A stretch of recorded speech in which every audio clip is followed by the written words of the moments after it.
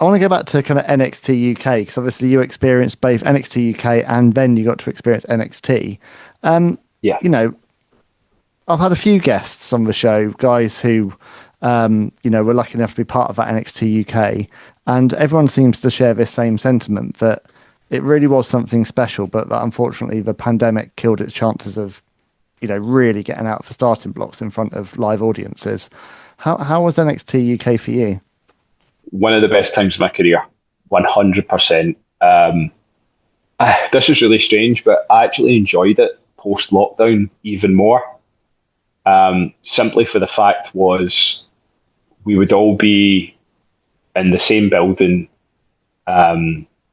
So WWE put us up in Canary Wharf in these apartments. So we all had a separate apartment just because of restrictions, which, I've shared hotel rooms, I've slept in cars, I've slept in, six of us in a hotel, and you're taking the floor. So like that was a luxury. Yeah. And it was, they treated us very well during that period, but it was also good because everyone was together. And everyone goes off in their little groups, and that's fine. Like that's just natural. But I felt as if the whole roster was together, especially post lockdown. I felt as if it was the most team environment that we were all working together, and we all worked together for the card and for the show. And I'll put my hat on that during the COVID era, from just when we came back in 2020 to 2022, pardon me, NXT UK put on the best in-ring professional wrestling on the planet. I've got no problems in saying that, especially after coming back from lockdown, because we realised we're going to be with no crowd. So we had to create this style that was a lot more physical, a lot more fast-paced, and a lot more realistic.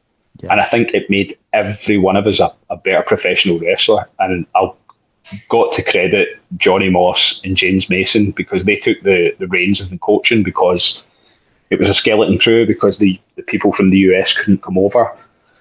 And we just kind of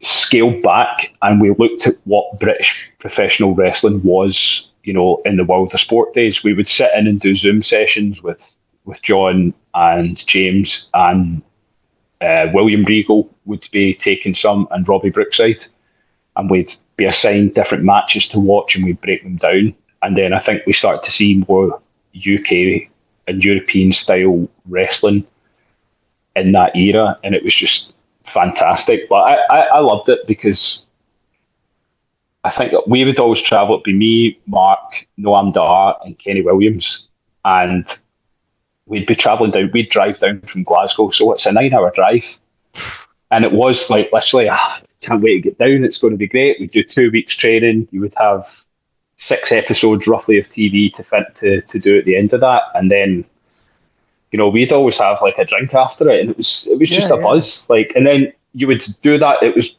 don't get me wrong, it was intensive. It was hard graft.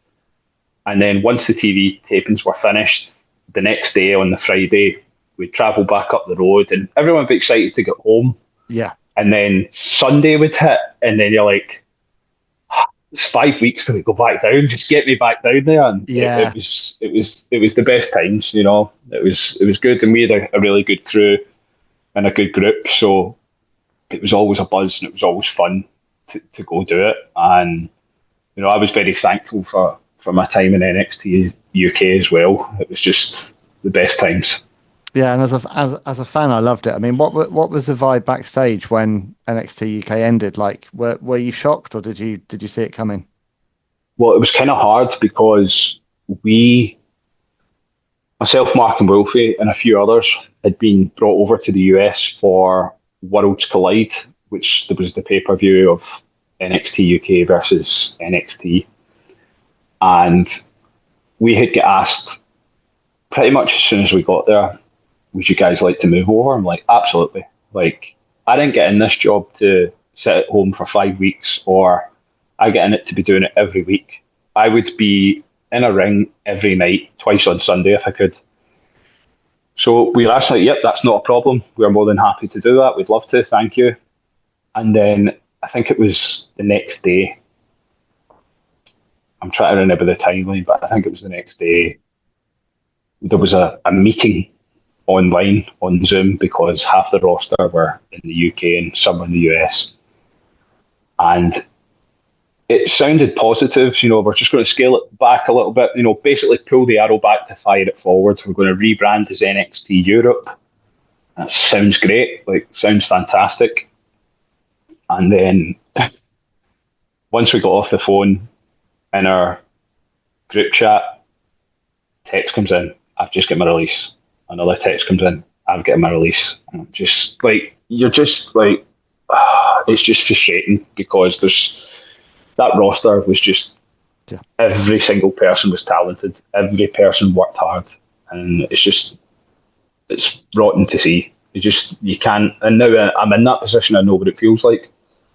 But I remember that day I was actually really heartbroken and disappointed for everyone else because you get that survivor's guilt. And I'm like, I remember I was to go in the PC that day and lead a class, and I just said, I'm not coming in today because a lot of my friends have lost their job. I know, I totally understand that. And it was sad to see the end of NXT UK. It really was something special, and it was just really unfortunate circumstances because, as I said, lockdown and COVID probably had a hand in that.